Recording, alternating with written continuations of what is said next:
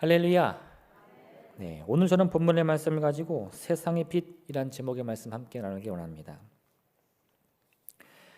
가늠한 여인에 관한 이야기 다음으로 다시금 예수님과 바리새인들의 논쟁이 계속됩니다. 예수님께서는 스스로를 세상의 빛이라고 말씀하십니다. 그러자 바리새인들은 예수님의 말씀이 옳지 않다고 주장합니다. 왜냐하면 예수님의 말씀이 참인 것을 증명해 줄 증인이 아무도 없기 때문이라는 거예요. 그때 예수님께서는 예수님 자신은 물론 하나님 아버지가 바로 참된 증인이라고 말씀하십니다. 이런 예수님의 말씀은 정말 예수님이나 하나님을 증인으로 세우고자 하는 것이 아니고 지금 이 모세의 율법에 따라 증인을 세워라 라고 주장하는 이 바리새인들의 그런 말을 맞춰주기 위한 것이었어요. 신명기 19장 15절의 말씀을 보면 사람의 모든 악에 관하여 또한 모든 죄에 관하여는 한 증인으로만 정할 것이 아니요 두 증인의 입으로나 또는 세 증인의 입으로 그 사건을 확정할 것이며 말씀하고 있습니다.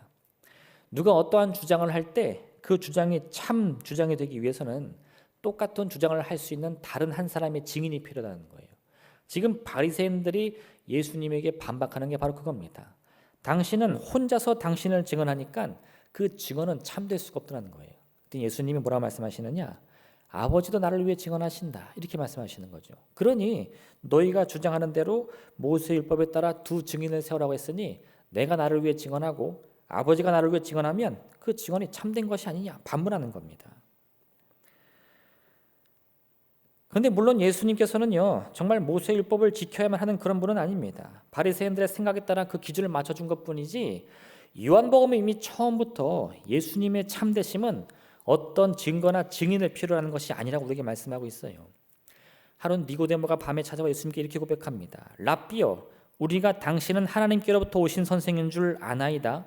하나님이 함께 하시지 아니하시면 당신이 행하시는 이 표적을 아무도 할 수 없음이니이다. 무슨 말입니까?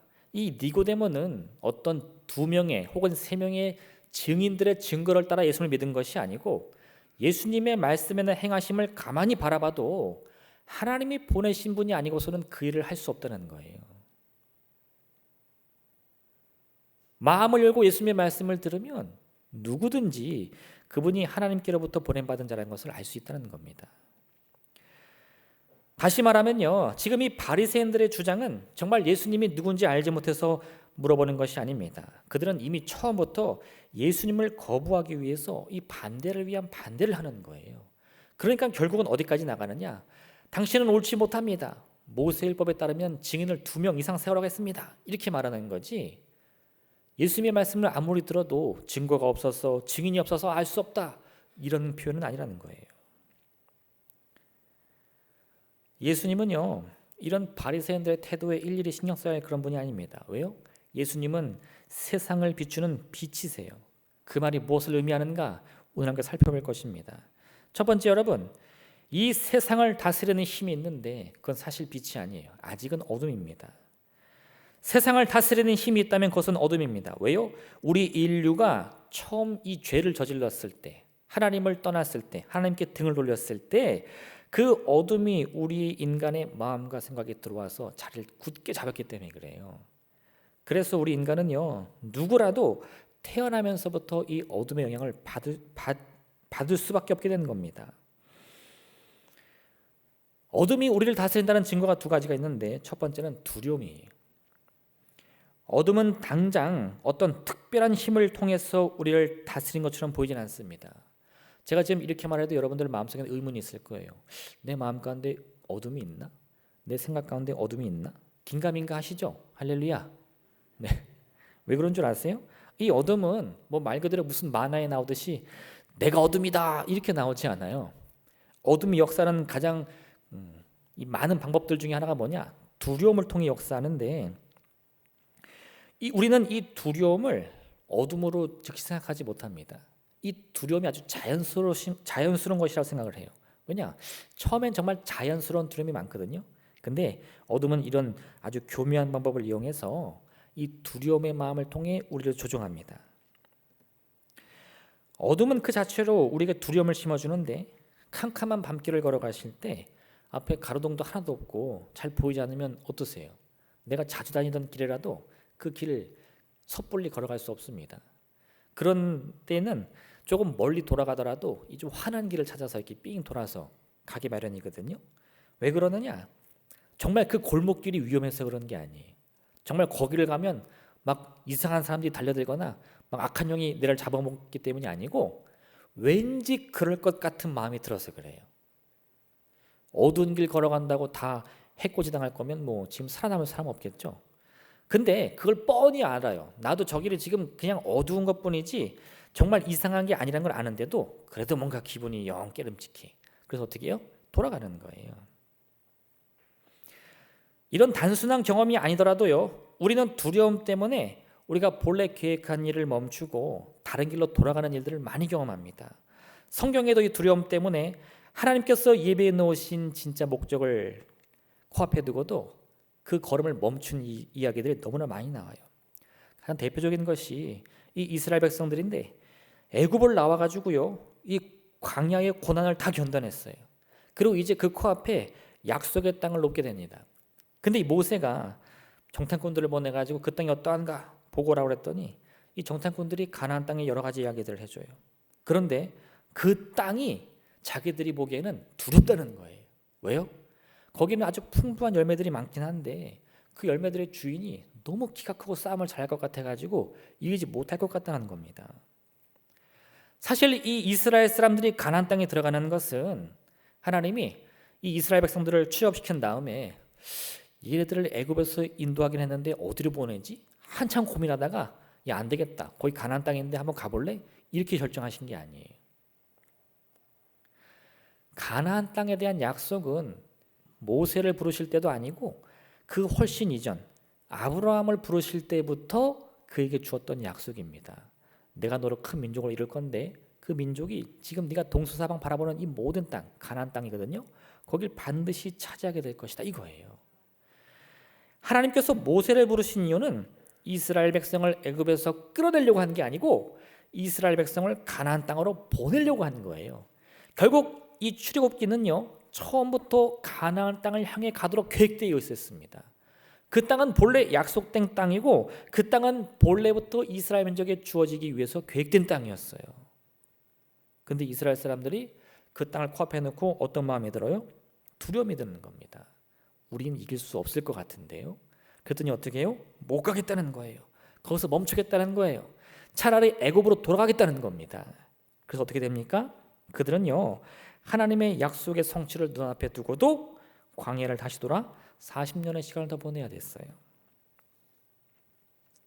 이게 바로 어둠이 두려움을 통해서 우리에게 역사하는 방법입니다. 두 번째는 이기심이에요.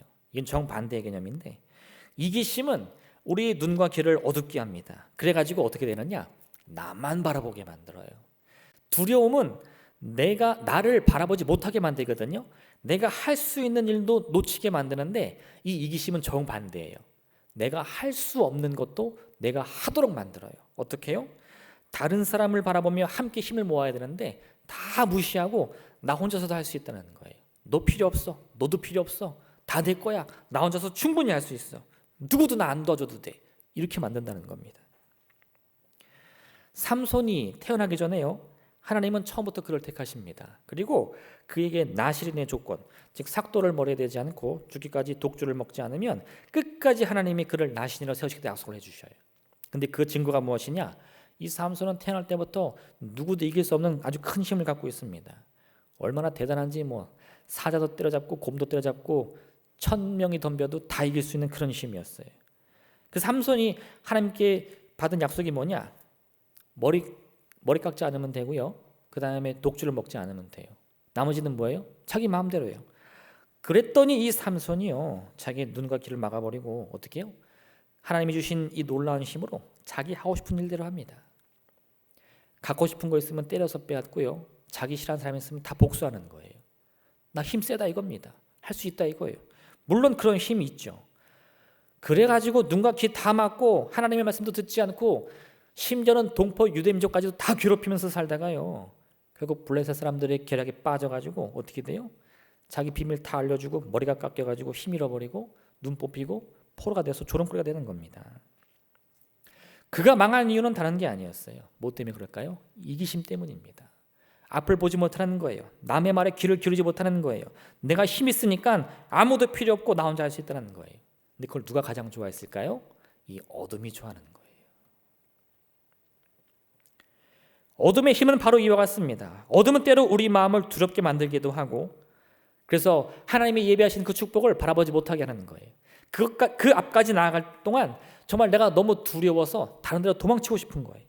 두 번째는 우리 마음 가운데 이기심을 주어가지고 내 눈과 귀를 다 막고 나 혼자 뭐든지 다 하도록 합니다.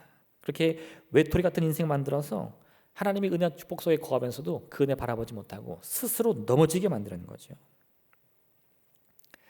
이 어둠의 목적은 다른 게 아닙니다. 이 어둠은 오직 우리를 도둑질하고 죽이고 멸망시키는 것밖에 목적이 없어요. 그래서 수단과 방법을 가리지 않는데 가장 대표적인 것 두 개 뭐라고요? 두려움과 이기심. 그것으로 우리의 인생을 도둑질하고 죽이고 멸망시키는 겁니다. 두 번째, 여러분, 그런데 우리 이 땅 가운데 그 어둠으로 가득한 세상에 비추는 빛이 있어요. 무엇이냐? 예수님께서는 자신을 세상의 빛이라고 말씀하십니다. 왜요? 그 빛이 세상에 비추게 되면 지금 세상을 다스리는 게 뭐라고요? 어둠인데 그 어둠이 즉시 사라질 수 있기 때문이에요. 어둠을 이길 수 있는 유일한 힘은 빛밖에 없습니다. 어둠은 세상 모든 것을 다 덮을 수 있는데 그것이 생명이든 그것이 물질이든 상관없어요. 어둠이 한번 이 땅을 덮으면요, 그걸 피할 길이 없습니다. 어둠은 눈에 보이는 모습으로 우리에게 다가오기도 하지만 때로는 보이지 않는 모습으로도 우리의 마음과 생각 충분히 주장할 수 있습니다. 지금은 우리가 눈을 뜨면 다 환하게 비쳐 보이죠. 서로 얼굴도 보이죠. 그렇다고 해서 어둠이 사라졌을까요? 아니요. 이런 상황에서도 충분히 우리 마음과 생각 주장할 수 있다는 거예요. 그게 진짜 어둠의 무서움입니다. 이 대단한 힘을 가지고요, 우리가 그걸 피하고 싶어서 몸을 숨기거나 뭐 도망친다고 해서 이 어둠을 피할 수 있는 게 아니에요. 우리는 항상 이 어둠의 위험 속에 노출되어 있습니다. 마음을 결단하고 생각을 다잡아도 이 불쑥불쑥 내 안에서 나오는 이 두려움과 이기심을 절제할 수가 없습니다. 근데 그런 어둠을 이길 수 있는 힘이 뭐냐? 그게 바로 빛이죠. 예수님께서 친히 세상을 비추는 빛이 되셔서 우리를 비춰주신다는 거예요. 그럼 어떤 일이 생깁니까? 어둠은 즉시 사라져요. 여러분이 잘 기억하셔야 되는데, 여러분이 어두운 이 집안에 들어가가지고 불을 딱 켜면 어떤 일이 벌어지나요?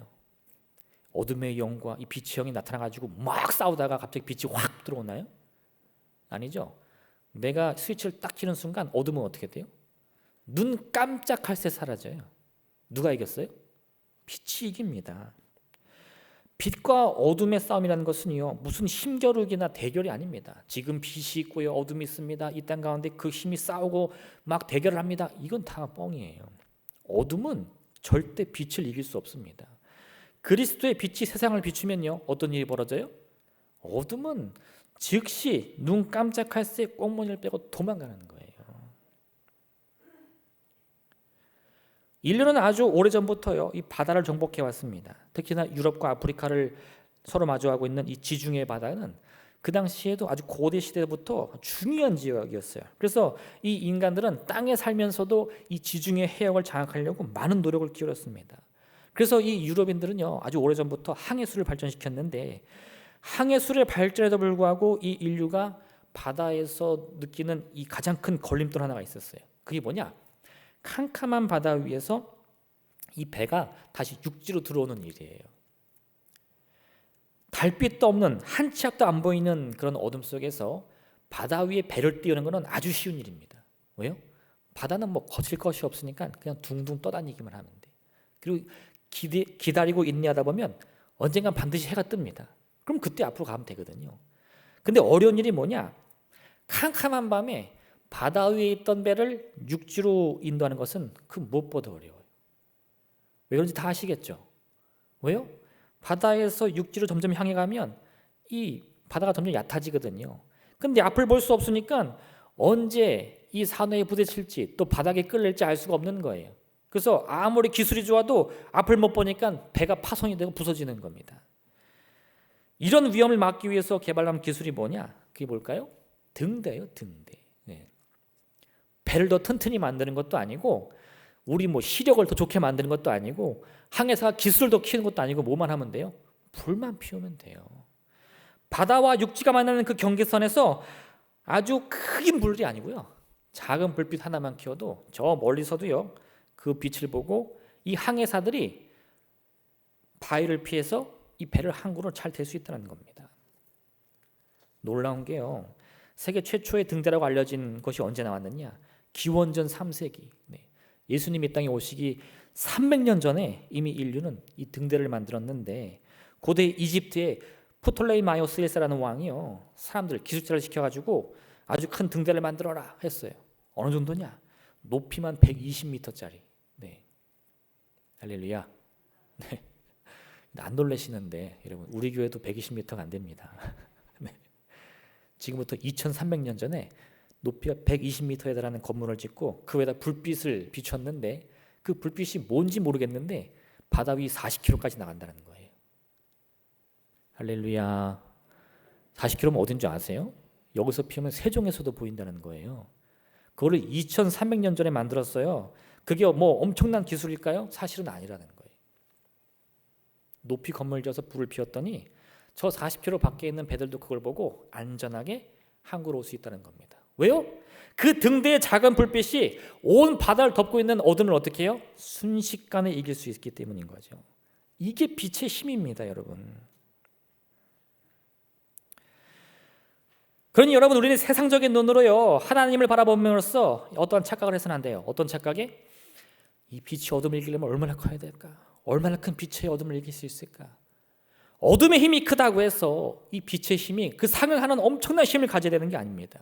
빛은요, 아주 작은 것만 존재해도 어떤 어둠도 즉시 이길 수 있어요. 어둠이 힘이 세다고 해서 이 작은 촛불을 보면서 야, 너는 내가 이길 수 있을 것 같은데 한번 싸워볼까? 이런 어둠은 세상에 없어요. 작은 촛불이라도 켜지기만 하면 어떤 어둠도 다 이길 수 있는 겁니다. 하나님의 존재라는 것은요, 마치 이 어둠을 몰아내는 빛과 같이 그 자체로 무슨 문제든 즉시 해결되는 거예요. 잘 기억하세요. 어둠이 우리를 지배하고 있습니다. 하나님 이길 수 있어요? 이 어둠의 힘이 얼마나 큰지 하나님의 손길로도 이 문제 해결할 수 있어요? 고민하실 필요 없습니다. 왜요? 하나님은 세상을 비추는 빛이에요. 우리를 다스리고 있는 힘이 어둠이라면 그 어둠은 절대 하나님의 힘을 이길 수 없습니다. 내 앞을 가로막고 있는 문제가 뭐예요? 그 문제가 어떠한 힘이든지 상관없어요. 왜요? 하나님의 빛이 비추기만 하면 즉시 해결되는 거예요. 하나님의 역사라는 것은요, 기나긴 빛과 어둠의 전쟁 같은 것이 아닙니다. 그런 건 영화나 소설에서 나오는 얘기예요. 빛과 어둠은 싸우지 않아요. 빛은 어둠과 공존하지 않습니다. 빛은 존재하기만 하면 세상의 어떤 어둠이라도 즉시 이길 수 있습니다. 하나님께서 우리의 문제를 해결하시고 우리를 죄와 사망으로부터 구원하시는 모습은 바로 이런 과정이에요. 막 싸우고 다투고 이런 게 아니고요, 하나님의 말씀 하나면 다 해결됩니다. 출애굽기는 이스라엘 민족이 홍해를 건너는 모습을 아주 흥미롭게 우리에게 얘기해주고 있는데, 그 이야기를 한번 잘 읽어보세요. 어떻게 됩니까? 모세가 두 손을 들자 홍해물이 쫙 갈라집니다. 이스라엘 민족이 마른 땅 향해서 홍해를 건너갑니다. 그러자 그들 뒤쫓던 애굽의 군사들이요, 막 소리를 지르면서 말을 타고 쫓아가요. 그래서 하나님이 구름 기둥과 불 기둥으로 애굽의 군대를 막습니다. 바퀴를 다 뽑아버려요. 군사들은 혼란하고 겁을 먹는데도 칼을 들고 쫓아갑니다. 모세가 끝까지 또 그 도망을 간 다음에 또 두 팔을 들자 물이 다시 흘러가지고 애굽의 병사들이 싹 수장됐어요. 할렐루야. 되게 재밌죠? 흥미롭죠? 네. 그런데 여러분, 사실 우리 눈으로 보면 이스라엘 백성이 홍해를 건너는 이 과정이 정말 무슨 영화의 한 장면처럼 막 너무 스펙터클한데요, 실제로는 안 그래요. 하나님은 처음부터 이스라엘 백성이 홍해를 건널 것이고 애굽의 모든 병사는 물에 수장되어 죽을 것이라고 말씀해 주십니다.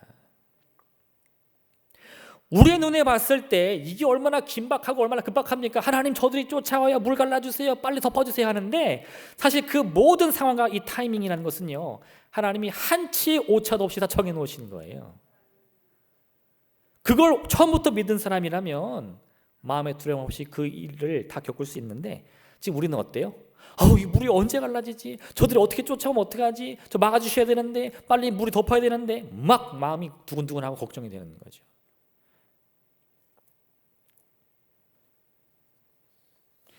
이런 긴급해 보이는 장면들을 통해서요, 하나님이 그렇게 긴급하게 일하신다고 느끼시면 안 됩니다. 왜요? 하나님은 어둠을 비추는 빛이세요. 그것으로 하나님의 역사는 다 끝이 났습니다. 애굽과 싸워 이긴 이스라엘의 승리라는 것은요, 어떤 전술이 좋아서 전략이 좋아서가 아닙니다. 행운의 결과도 아니에요. 하나님의 빛이 세상을 비추는 순간 이스라엘 민족을 괴롭히는 어둠은 즉시 사라지게 되는 겁니다. 홍해의 기적 가운데 이스라엘 민족이 한 일은 사실 아무것도 없어요. 그들은 그냥 가만히 있어서 하나님의 구원의 손길을 바라본 것밖에 없습니다. 아이고 하나님 그런 말씀 마세요. 내 마음이 얼마나 졸여드는지 아세요? 언제 홍해가 갈라지는지 진짜 목이 부러지게 기도했어요. 하나님 응답해 주셔가지고 막 꽁무니 빠지게 도망갔어요. 이건 우리가 하는 말이고 뭐예요? 하나님은 처음부터 뭐라고 그러셨어요? 내가 너희들을 이 강을 건너 애굽의 병사를 다시는 보지 않게 하리라. 할렐루야. 그건 처음부터 계획된 겁니다. 마가복음 4장 26절은 하나님의 역사를 이와 같이 말씀하는데 하나님의 나라는 사람이 씨를 땅에 뿌린 것 같으니 그가 밤낮 자고 깨어 하는 중에 씨가 나서 자라되 어떻게 그리 되는지를 알지 못하느니라. 우리가 기도하면서 씨앗을 뿌립니다. 믿음의 씨앗을 뿌리고 어떻게 해요? 마음 졸임이 기도하는 거예요. 응답해 주세요. 열매 맺게 해주세요. 그리고 자고 일어나는 가운데 어떻게 돼? 나중에 열매를 맺는데 그 과정에 우리는 마음 졸이고 기도하면서 기도하잖아요. 기다리잖아요. 근데 하나님의 이 생명의 주권이라는 것은 나도 모르는 새에 그를 다 이루어주신다는 거예요. 마음 졸이는 것은 우리가 하는 일이지 하나님이 그렇게 역사하시는 게 아니라는 거예요. 빛은 이미 그 자체로 완전한 겁니다. 어둠은 어떤 수단과 방법으로도 이 빛을 이길 수 없어요. 빛이 세상을 비추는 순간 이 세상을 다스리던 어둠은 순식간에 사라지게 되어 있습니다. 빛의 존재만으로도 어둠은 설 자리를 잃게 되는 거예요. 우리는 그 이유가 궁금하고 아무리 그것을 알고 싶어 한다 하더라도요, 알 수 없을 겁니다. 그 과정에 어떤 일이 일어난지 알 수 없어요. 왜 어둠이 물러갔는가? 왜 빛이 나를 비추었는가? 우리는 그 이유를 알 수 없습니다. 중요한 것은 그 빛은 이미 나를 비추고 있고 그로 인해 나를 괴롭히던 어둠은 언제 나도 모르는 새에 사라졌다는 거예요. 우리가 그 사실을 인정하고 믿기만 하면요, 나를 비추는 이 하나님의 생명의 빛을 우리 누리고 있는 겁니다. 마지막 세 번째, 그래서 그 세상을 비추는 빛을 통해 우리는 생명을 얻을 수 있어요. 빛이 비치는 순간 어둠은 사라집니다. 그런데 여기서 우리가 한 가지 기억해야 될 것은요, 내가 그 빛이 나를 비추고 있다는 사실을 모르면 내 안에서 어둠이 사라졌다는 사실도 알지 못한다는 거예요. 하나님의 빛이 나를 비추고 있습니다. 그래서 어둠은 사라졌어요. 근데 나는 어떻게 생각하느냐? 언제 빛이 비추나? 언제 이 문제가 해결되나? 문제 해결됐어요? 안 됐어요? 이미 해결됐거든요. 근데 마음은 그렇지 않아요. 여전히 두렵고 여전히 괴롭습니다. 하나님은 이미 홍해를 가르기로 결정하셨는데 내 눈에 그 홍해가 안 갈라지니까 저 뒤에서 쫓아오는 애굽의 병사들을 보고 어떻게 해요?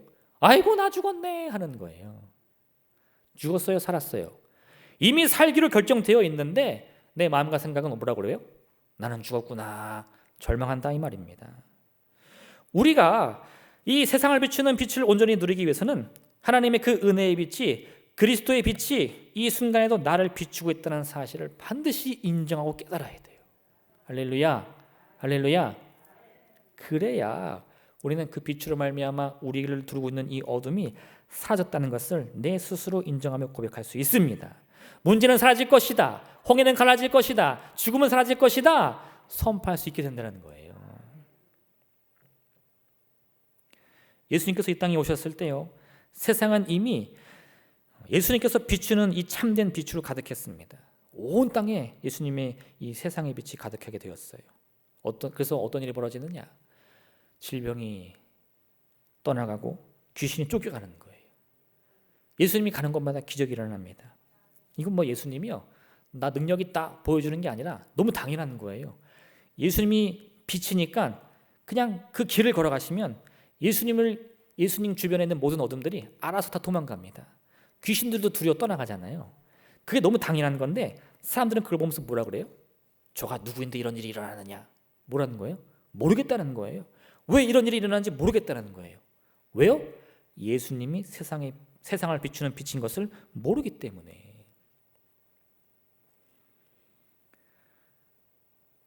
사람들은요, 자기에게 무슨 일이 일어나는지를 전혀 모릅니다. 어떤 사람들은 그 놀라운 기적을 직접 눈으로 보면서도 예수님이 누구인지 모르겠다고 말을 하고 있는 거예요. 왜 귀신이 쫓겨나가는지 모르겠다는 거예요. 심지어는요, 저가 귀신의 힘을 빌어 이런 일을 한다, 엉뚱한 얘기하고 있습니다. 왜 그럴까요? 예수님이 빛인 사실을 모르기 때문에 그렇습니다. 지금 나에게 그 빛이 비춘다는 사실을 깨닫지 못했기 때문이라는 거예요. 그러므로 여기서 더 중요한 것은요, 예수님이 세상에 비친 것을 인정하고 그 빛을 내가 받고 있다는 사실을 반드시 고백할 수 있어야 돼요. 어떤 사람이 귀신의 지배를 받다가요, 이 귀신이 쫓겨나갑니다. 귀신이 갈 데가 없어 여기저기 헤매다가 보니까 자기가 이전에 지배하던 그 사람이 다시 생각났어요. 그 사람이 어떤가 몰래 가서 살펴보니까 어때요? 깨끗이 수리된 집처럼 말끔히 옷을 입고 몸을 씻고 바른 삶을 사는 거예요. 근데 귀신이 가만히 보니까요, 그 사람이 마치 어떻게 보여요? 빈지처럼 보이다 이렇게 돼요. 주님의 빛을 받아서 귀신을 몰아냈는데 그 빛을 인정하지 않는 거예요. 그래서 여전히 어떤 집으로 되어 있어요? 텅 빈 집처럼 되어 있는 거예요. 그러니 어둠이 옳다고 나고 어떻게? 그보다 더 악한 귀신 7을 데리고 다시 그 집을 점령하는 겁니다. 성경은요, 그의 나중 형편이 이전보다 더 못하다고 말씀하고 있어요. 세상을 비추는 빛을 받았고 그 빛으로 말미암아 어둠을 해결받았는데 그의 나중 형편이 어떻다고요? 이전보다 못하더라. 왜요? 자신이 그리스도의 비단에 거하고 있다는 사실을 모르기 때문에 그런 겁니다. 인정하지 못했기 때문인 거예요. 빛이 없어서 그가 어둠에 지배당한 것이 아닙니다. 그 빛을 받고도 그게 빛인 줄 모르기 때문에 그러는 거예요. 우리가 이러한 위험으로부터 벗어나기 위해서는요, 반드시 주님의 그 생명의 빛이 나와 함께 있다는 사실을 깨달아야 돼요. 그 어떤 일이 벌어지느냐? 세상을 비추는 빛. 예수님은 우리에게 빛을 비춰주시는데 그 빛이 뭐가 된다고요? 오늘 말씀 보면 너희에게는 생명의 빛이 되리라. 생명이 된다 이 말입니다. 세상의 빛이 우리를 비출 때 우리가 얻는 것은 단지 어둠이 떠나가는 것만이 아닙니다. 어둠이 떠나가며 우리 인생의 문제가 해결됨으로 말미암아 우리가 참된 생명을 누릴 수 있게 되는 거예요. 그게 주님께서 우리에게 빛을 비춰주시는 진짜 이유입니다. 어둠이 몰려간 자리, 우리는 그 자리에 참된 주인을 모셔야 돼요. 생명의 주인이신 하나님을 우리 가운데 모셔드릴 때 우리는 진짜 생명의 그 능력을 얻게 되는 거죠. 이 때문에 예수님께서는요, 예수님이 비추시는 이 빛이 세상을 비추는 빛인 동시에 또한 우리에게는 생명의 빛이 되리라 말씀하고 있습니다. 우리는 예수님의 빛을 통해서요, 죄악을 몰아내고 하나님의 구원의 은혜를 누리는 동시에 이 넘치는 생명의 힘을 함께 얻을 수 있어야 할 것입니다. 이처럼 예수님의 생명의 빛이 언젠가 혹은 우리의 인생을 다 마친 후에 우리에게 주어지는 것이 아니라 지금 이 순간에도 나를 비추고 있으며 내 문제를 해결하고 있고 나에게 참된 생명을 주고 있다는 사실을 함께 고백한 여러분 되시길 부탁드립니다. 내 몸의 등불은 눈이라. 내 눈이 성하면 온몸이 밝을 것이요 만일 나쁘면 내 몸도 어두우리라. 그러므로 내 속에 있는 빛이 어둡지 아니한가 보라. 내 온몸이 밝아 조금도 어두운 데가 없으면 등불의 빛이 너를 비출 때와 같이 온전히 밝으리라. 그 빛을 우리 안에 잘 깨달아 모셔드리기만 하면 우리는 어떤 어둠도 두려워할 필요가 없습니다. 우리가 걱정해야 될 것은요, 내 앞을 가로막고 있는 어둠이 왜 이렇게 센가 그걸 걱정할 것이 아니에요. 내 안에 주님께서 비춰주시는 그 빛을 잘 담고 있는가, 내가 그 빛을 잃어버리지 않고 있는가, 그것만 확인하시면 돼요. 그러면 우리가 어느 길을 가든지요, 어둠이 알아서 도망가게 되어 있어요. 아무리 위험한 위협으로 우리를 두르려고 막 으르렁댄다 하더라도요, 그거는 속된 말로 공갈입니다. 공갈. 우리를 이길 수가 없어요. 언제든 하나님의 뜻을 따르기 위해서요, 여러분을 비추는 이 빛을 마음에 품으시길 부탁드립니다. 오늘 바리새인들은 예수님을 향해 당신이 누구인지 스스로 증명해보라 말하고 합니다. 왜요? 그들은 예수님의 생명의 빛을 바라보면서도 그 빛을 깨닫지 못했기 때문인 것이에요. 이미 많은 사람들이, 많은 무리들이 예수님의 말씀과 행하심을 그 눈으로 보면서 그분이 빛이다 스스로 고백할 수밖에 없었어요. 그가 빛이 아니면 누가 그 일을 행할 수 있느냐 말할 수밖에 없었어요. 가난한 자, 억눌린 자, 어리석은 자, 병든 자, 소외된 자, 누구라도 할 것 없이 예수님과 함께 있는 사람들은요, 그가 하나님이 보내신 메시아구나 그 입으로 스스로 고백하게 됩니다. 왜요? 나는 어둠 가운데 있었는데 그가 나를 비추시니 내 문제가 해결되었구나. 누구든지 다 할 수 있었기 때문에 그래요. 우리 인생의 행복이라는 것은 바로 여기서 시작되는 겁니다. 내가 무엇을 이루어서가 아니에요. 내가 능력이 많아서가 아닙니다. 그저 주님이 내게 비춰주시는 그 빛을 깨달았기 때문이에요. 아, 내가 어둠 가운데 있는 줄 알았는데 주님의 빛이 나를 비추고 있었구나. 그러므로 오늘 이 한 주간 여러분을 비추는 하나님의 이 은혜의 빛을 꼭 깨달으시길 부탁드립니다. 믿음의 눈을 들어서요, 그 빛을 바라보시고 지금 나를 두르고 있는 이 어둠은 아무 힘이 없다는 것을 꼭 기억하시길 부탁드려요.